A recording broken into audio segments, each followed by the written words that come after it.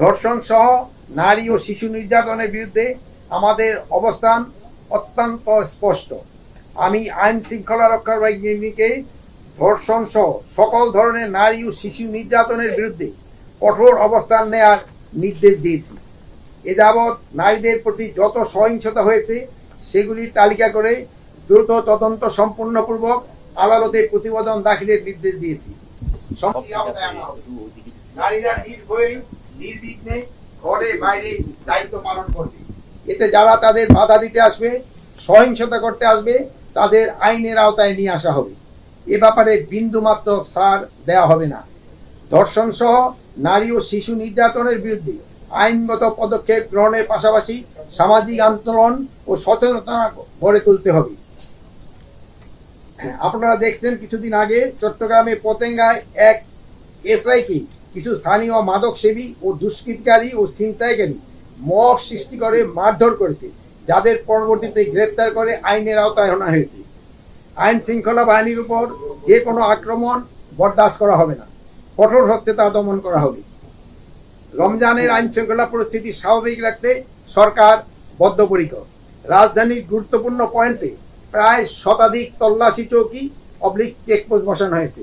অপরাধ প্রবণ এলাকায় টহল সংখ্যা বাড়ানো হয়েছে। সেনাবাহিনী, পুলিশের বিভিন্ন ইউনিট, বিজিবি, আনসার সমন্বয়ে যৌথ বাহিনীর টার্গেট এলাকাসমূহে জোরদার অপারেশন পরিচালনা করছে। এসব চেকপোস্ট টহল দলের রাত্রিকালীন কার্যক্রম মনিটরিং করার জন্য স্বরাষ্ট্র মন্ত্রণালয়ের বিভিন্ন পর্যায়ে কর্মকর্তাদের নিয়মিত দায়িত্ব প্রদান করা হয়েছে। রমজানে চাঁদাবাজি, ছিনতাই প্রতিরোধে এবং বিভিন্ন বিপণী বিতানে যাতায়াতকারী ক্রেতা বিক্রেতাদের সার্বিক নিরাপত্তা নিশ্চিতকরণে আইন শৃঙ্খলা বাহিনী কাজ করে যাচ্ছে। এ ব্যাপারে তারা সর্বোচ্চ সতর্ক অবস্থায় রয়েছে।